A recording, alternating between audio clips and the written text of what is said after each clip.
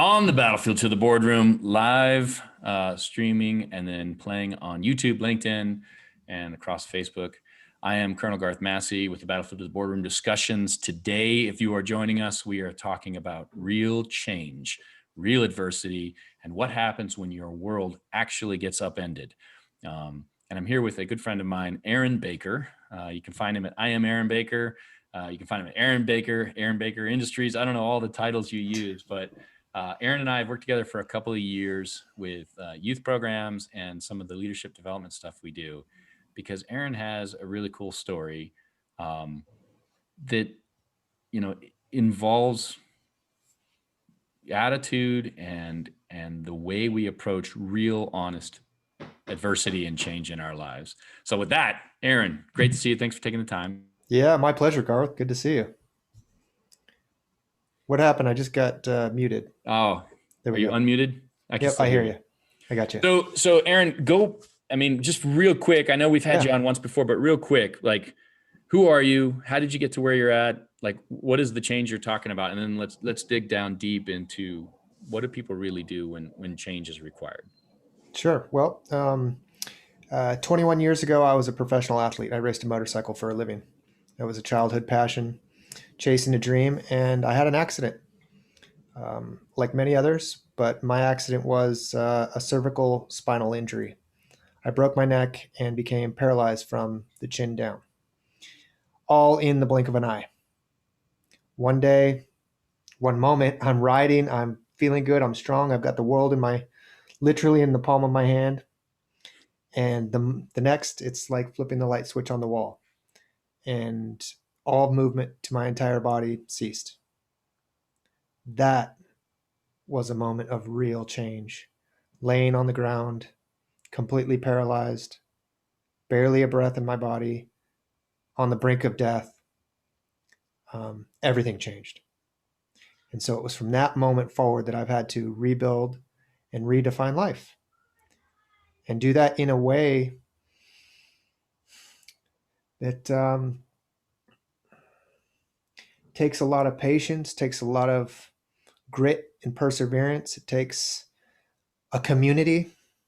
It takes a lot of awareness and willingness to face the roller coaster of emotions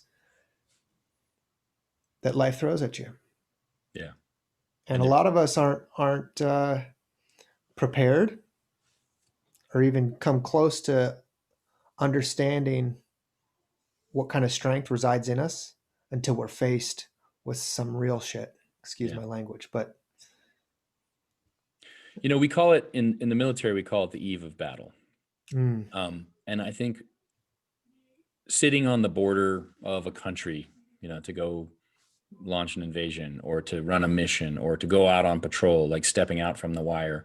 We equate a lot of that with managing stress and change, but there's a huge difference between what we did and what you've lived through, in that we do get that eve of battle. Like, I know the moment I cross what we call the line of departure. I know when I step into that place where there is a very real risk of loss of life or injury.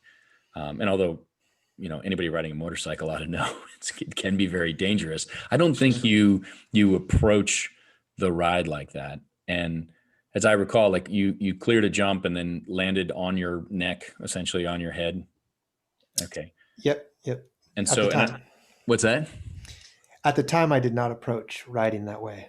No. Yeah. But I ride today. Yeah, you do ride today. That's right. He's got a trike. If you follow him, you can check out how he's rigged up a bike. And if you follow Aaron at all, you get to hear the story of recovery. And I think a lot of times we like to believe that the Hollywood version is what happens, right? So we say recovery, but Aaron, you still use a wheelchair. You can move your arms, you can move your legs, but it's not recovery like you're going to get up and go for a run. Now, to your credit, you have hiked across Death Valley. You have walked up every step of the U.S. Bank Tower during I forget what they call the event, but you hike up the towers.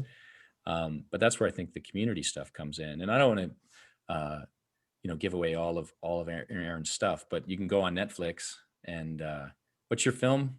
called Coming to My Senses. Coming to My Senses. You can go check out his film about hiking across Death Valley.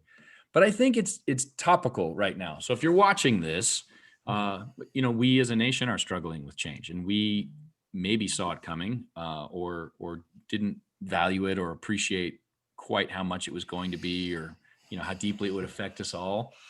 But it's here. Like, we're living in change, and regardless of who you support in politics or where you live in the country, depending on which laws you're subject to, I mean, things are not the same now that they were 8 months ago or 10 months ago. So when you are hit with change, you were awake when the paramedics came and you couldn't feel things, but then you got taken to the hospital. Like, when did it hit you? Like, nothing is working right. Nothing is the way it used to be. And you're going to have to make an adjustment. Like, when does that happen? Was that a long process? Was that like an instant thing, like an acceptance? Like, what did you do to get to acceptance of, okay, there is a new reality and I have to fight against that, not fight against what I wish it was or what it used to be? Right. I was just having this conversation yesterday. For me, it was instantaneous. I mean, when the bus hits you, it hits you. When the ground hits you that hard, you know it. And that was a big change. That was just something that I couldn't deny. And the fact that I laid there paralyzed. So that I reconciled that really quickly. It was that dramatic.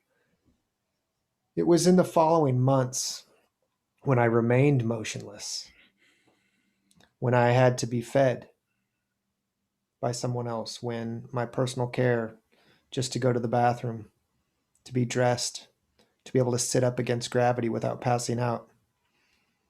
These are all real hard reality checks. And that was what took time to reconcile, to come to terms with.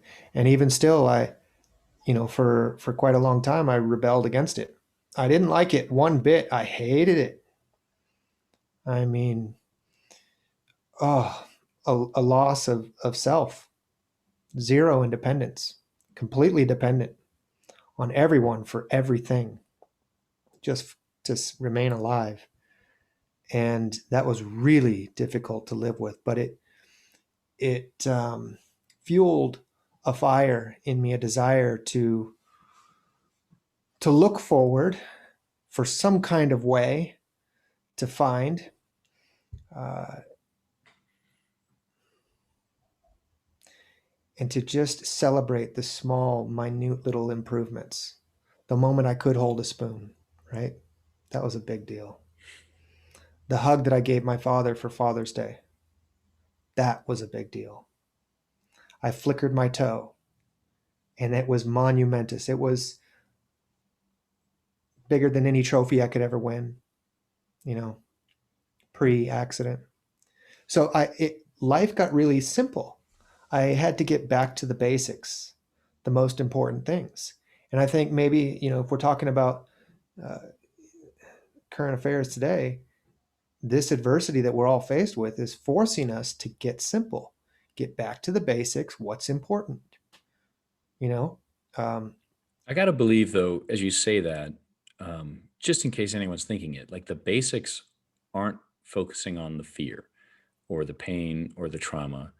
And you tell me, but I don't know that, you know, being remorseful that you had an accident was ever something in the years I've known you, you've never talked about that as a basic. The things you talk about are, your intentional focus to move forward, the collection of your family, the soon to be birth of your child. Like, the basics are the things that make you human, not the remorse of, I didn't want to get injured, or I don't want to get sick, or the yeah, fear of, like, we can't living with that fear. Do safety, got it, Roger. You wear your seatbelt, you put a helmet on, you um, you do the things that keep you safe. But the basics are not being consumed by the fear. no. You can't look backwards, and you can't be overwhelmed by that. It's a waste of time and energy. Yeah. I'm talking about the adversity as a catalyst to get down to what's most important. Circle your wagons, right? Bring your tribe in, your family, right? The ones that are going to have your back. Yeah. Get real simple, down to the nucleus. You need to have food and shelter and safety, right? And that's my injury. My vast network of friends and connections and all this stuff got real small, real fast. The ones that were at my bedside, my mother, my father, my grandmother, and my sister. That's it. And we survived in a hospital room moving forward together. That's it. And so right now with this, what's going on, get simple, and start to organize your life, you know, organize your finances so that you're not running out of money, Right. do a little planning, keep everybody in check, and start to look forward and, you know, navigate through. And in that too, I think it's important to point out, like, so you found that focal group, you're in the hospital, that's the group that gets you started. Yeah, But as you grew and as you developed more, I've seen like that network got bigger. It became friends who rode the bike with you across the US, which was your mom, but was also other people, right? of course. And the support group that volunteered to be part of that as well. And then it's you meet your wife, and you grow your family, and then you meet your friends and you grow your friends, and your network continues to expand, but only because I think you got that core right. Yeah. And understanding the core first. So don't think of it as a get my core and then lock myself into that. It's you find who you really are and who's there to support you so that you can then begin to grow again. I think that's a natural organic process. Yeah. Once you have the bases covered, Yeah. right? That's how it starts with the seed. Yeah. And I think that's where we're at. I mean, I try not to pontificate too much on things beyond the scope of leadership, but in the realm of leadership, as we're working with teams or working with ourselves, that's kind of where we belong. We got to find purpose and direction. And First. you first, and you do that by establishing discipline in your life and then your immediate family. And you think of it as concentric rings. Like, I recognize I'm way out here on your rings, right? But I'm grateful to be there, and you bring value to the stuff I do, and I hope I bring value to the stuff you do. Absolutely. But I have this place, and I have my own center, and then that center is my family, and then then the extended family, and then my close network of friends and Marines, and then on and on, and I think a little intentionality, looking at where you are and what you're connected to, is time well spent right now.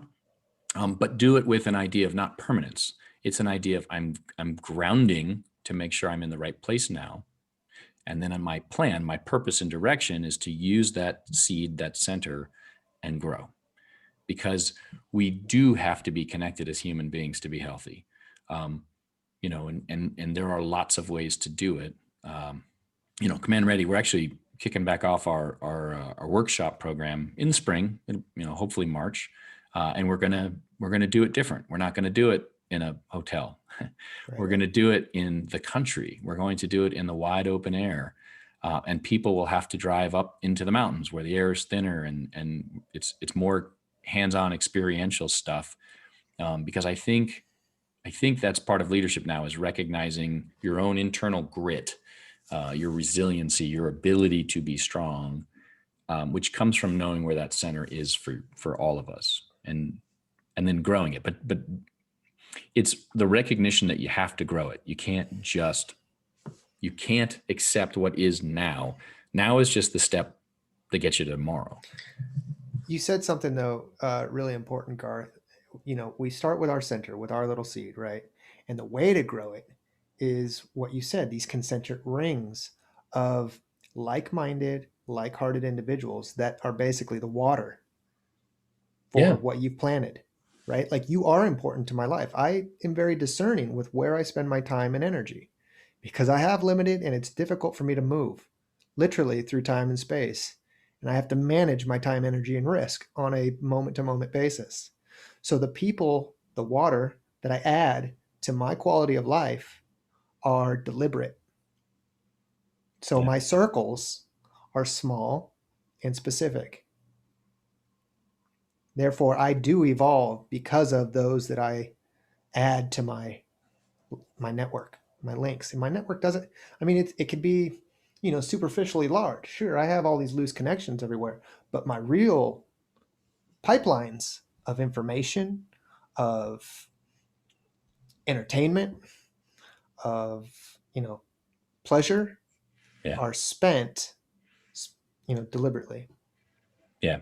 And I think so. Aaron's got a book coming out soon, and we'll publish it and promote it as soon as that happens.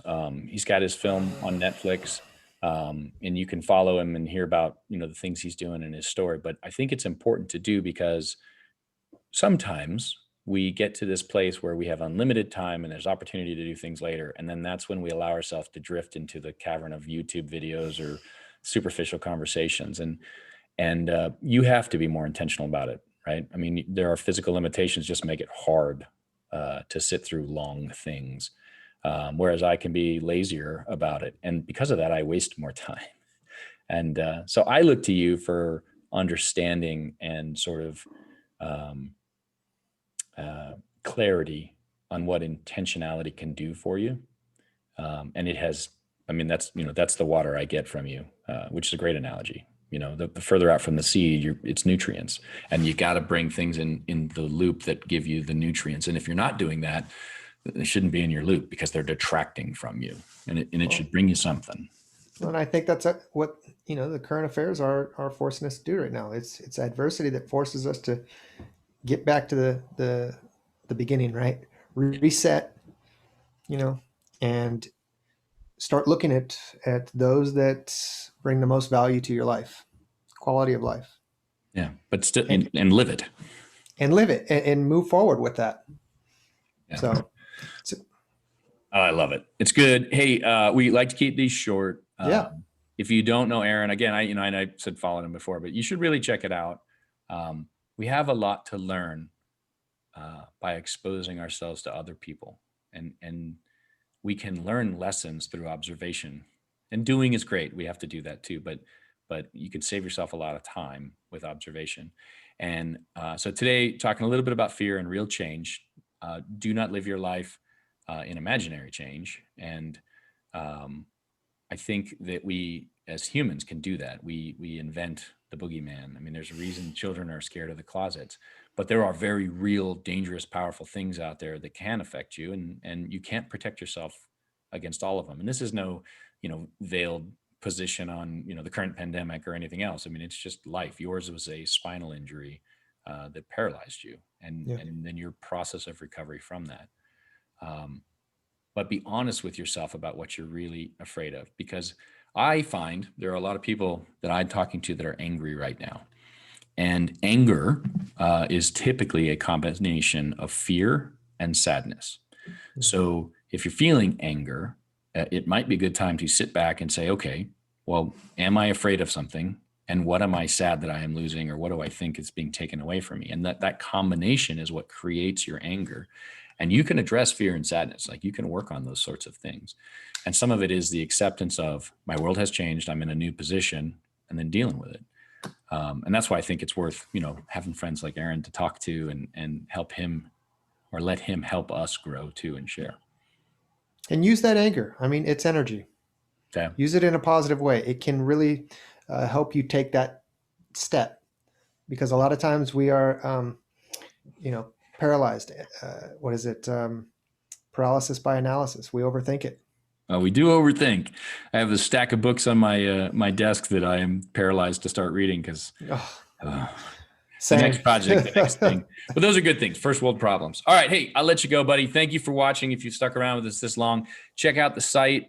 We will put announcements out when our new workshop, in-person workshops up in the mountains, is coming together. That's a teaser, I guess, but it'll be next spring. And in the meantime, we have always have our online programs.